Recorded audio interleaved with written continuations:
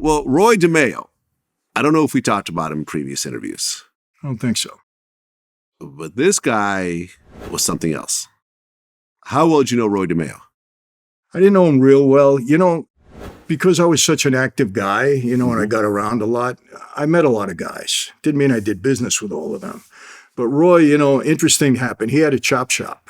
He was cutting up cars. And I had 2 Jaguars at one time, and they were both stolen on the same day from the same area. Okay. So fortunately, I realized it in the morning because they work on these cars really quick.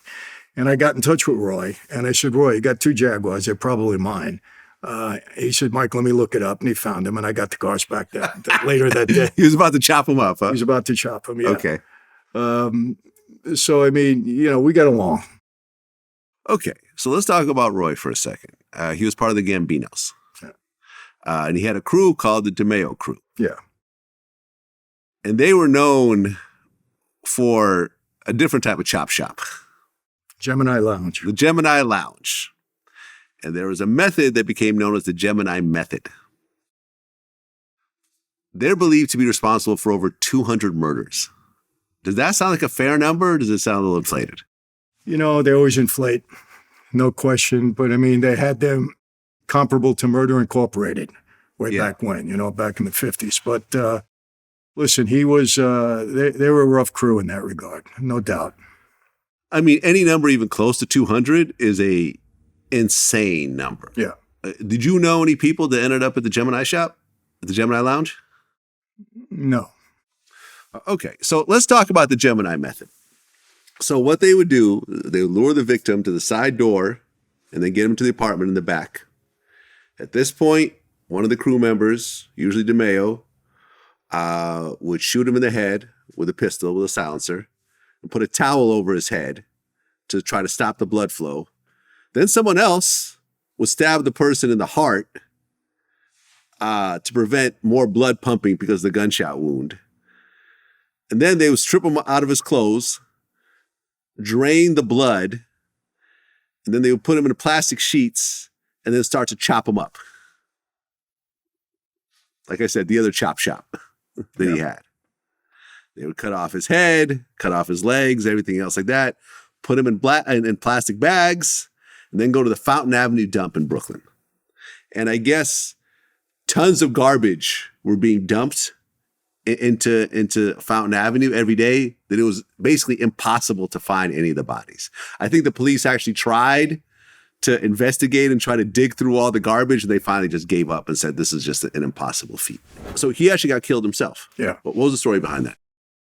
I think, he just, from what we heard, and again, different crew, different family, and you hear things, but he was just too much of a wild card. And he wasn't paying attention to things that he should have been paying attention to. And listen, Vlad, honestly, I don't know any guy like that lasted in that life because people don't trust him after a while. When a guy like that, you know what he's capable of doing. If you're concerned about him, you take him out rather than let him do what he's going to do. And I don't know anybody that acted like Roy DeMeo that ever lasted in that life. They all met with the same fate. Yeah. Do you know anyone that has killed as many people as Roy DeMeo? Listen, if those numbers are true, no. That's 200 people. It's a lot of people. But again, they always exaggerate. Who knows? Where do you find these people to kill? Look, I spent 20 years in that life. I didn't know that many people that had to go. I'll be honest with you. I knew people that went, but 200 people? You got to go around killing everybody. Why? I don't know. But, when he's doing things like that, you know that he's doing things on his own. Because you don't have an order coming from the boss to kill every day.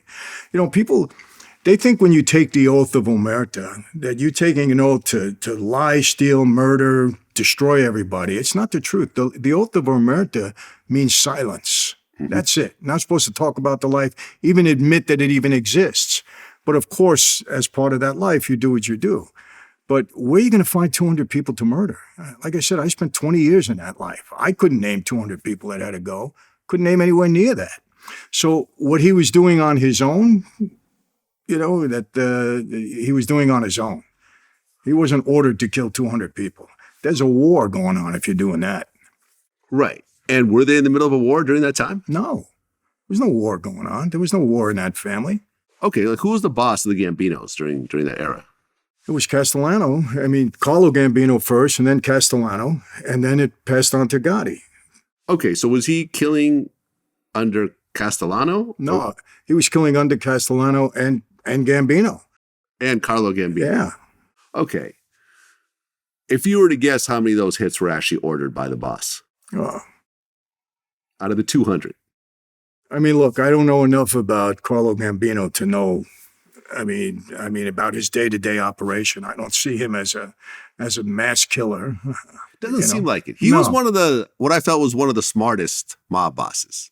He came in, set up shop, and died of old age. 20 years. I think he was arrested once. Did a couple of months in jail. Yeah. He did it right. He did it right. No question. Paul Castellano, was he going around killing everybody? I don't think so. That's why I'm saying Roy was doing a lot of this on his own. You got on his bad side, you go into the Gemini Lounge.